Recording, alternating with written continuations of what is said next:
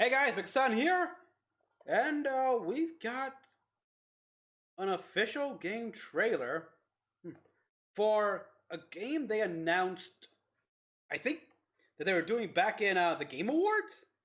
It's the sequel to one of Ubisoft's surprisingly good games here, Valiant Hearts Coming Home. Yes, again, this is a sequel to Valiant Hearts: The Great War, which was released back in 2014 as a way to commemorate the anniversary of the First World War. And boy, yeah, it's I played that game for the channel, and it was something. It was a heavy game here with how the war affected every side here. We had a family. We had a family that was separated here between the husband getting deported back to Germany because the war began. And his loving father-in-law, they eventually met on both sides. We had like the French Foreign Legion, which is a big guy here, and a doctor, a medical, trying just going back and forth saving lives.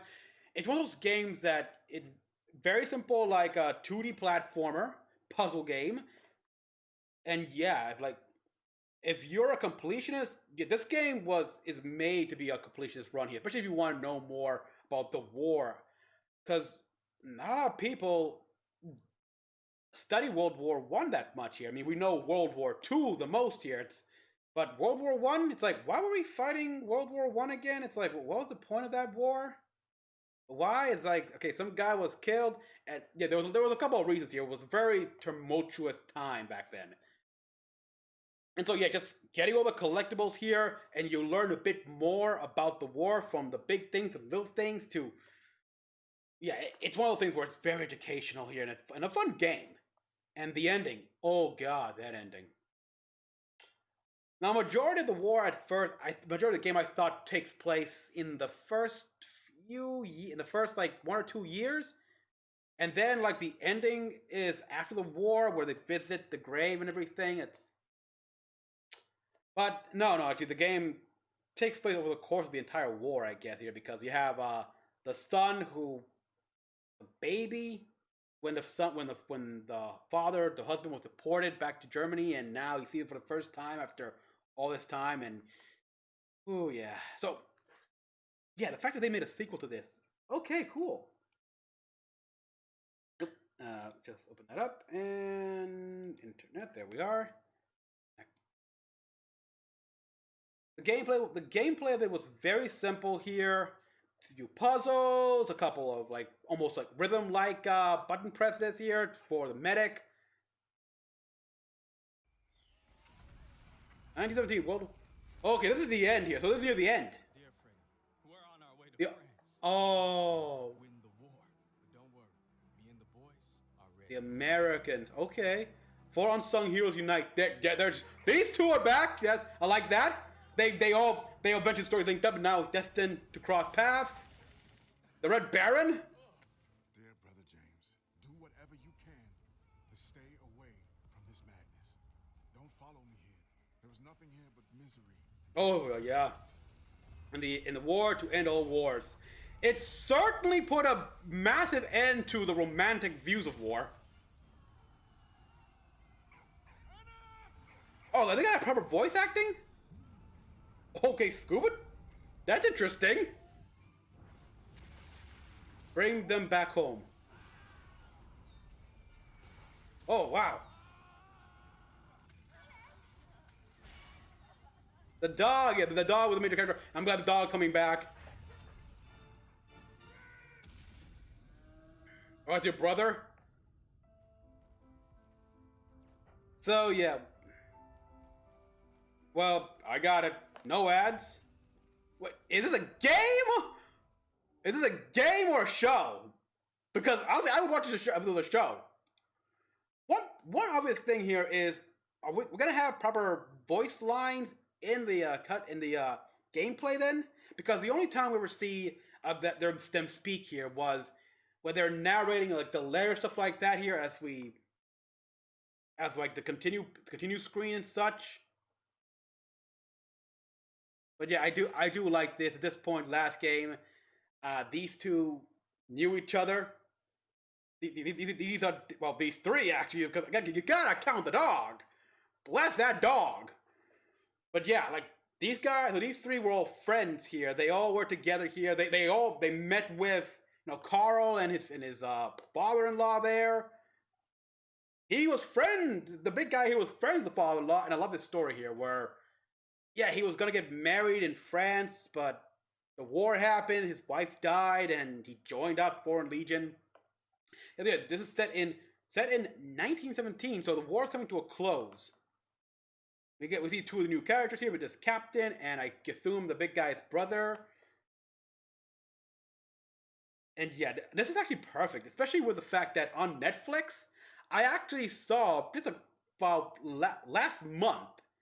Uh, the movie All's Quiet on the Western Frontier, which is a World War One movie.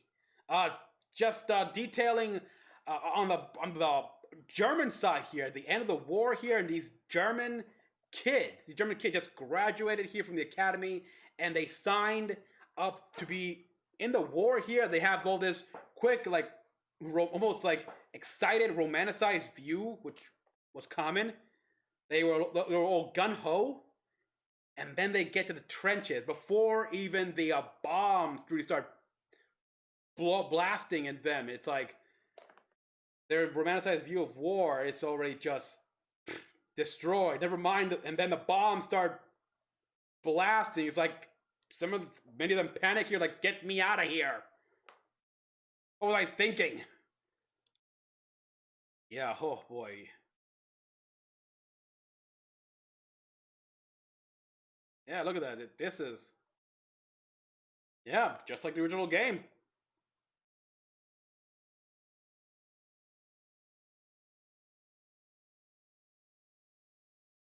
Explosions happening and everything. The little schematic scenes here, and this one here, like. So yeah, they're actually gonna talk in the gameplay stuff here. Now it's not just in like cutscenes or scene transitions or loading or such. No, they're gonna have voice lines. Cool. And this one I'm surprised by here. We are actually gonna get underwater scene, an underwater level here, in which we are in a diving suit. So we're gonna have to like manage our oxygen levels here so we don't suffocate. It'd be cool as well. Like, imagine that if it's going to first person view here, and all we got to see is through the porthole of the helmet. That'd be a great VR experience.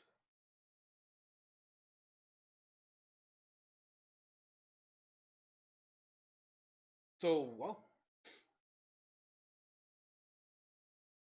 they don't show a lot of the gameplay here. They show some of the elements, some of the obvious stuff here, like saving the people from drowning here, like operating the machineries to save the SOS, stuff like that. With the dog played a big part in it, because yeah, the dog was a big part.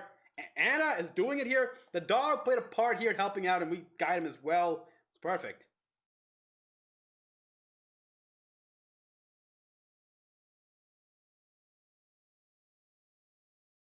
Yeah, and then we got, of course, there's also this character right here, which I don't know. Is he one of the behind the plane or something? I have no clue. Yeah, the war, Tando Wars. It ended nothing except it certainly ended the whole wars are an adventure crap that was prevalent back then.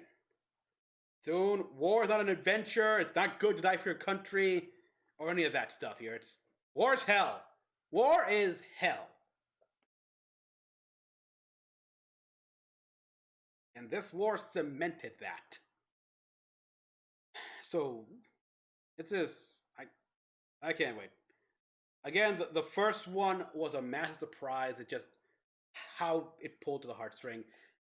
This should have come out actually in 2017.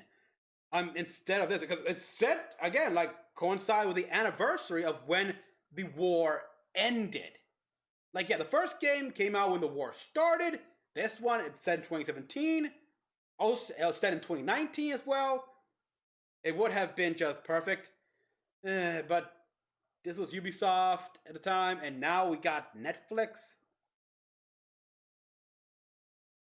Yeah, okay, that's interesting as well. Like, so it's Netflix that's making this game, but nope, Ubisoft. It's still Ubisoft. The logo is right there.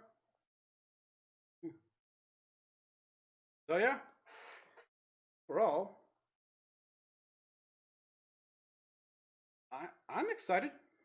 I really want to replay Valiant Hearts again. I haven't gotten all the collectibles yet here because I didn't move on here. It's one of those games where I want to complete it, but I have other games to tackle. Definitely have to play it for my Twitch once I get back to that. So everyone, thank you for watching. As always, kind of what you all thought. Like, subscribe for more videos. Till next one, this is Mecha-san, logging out.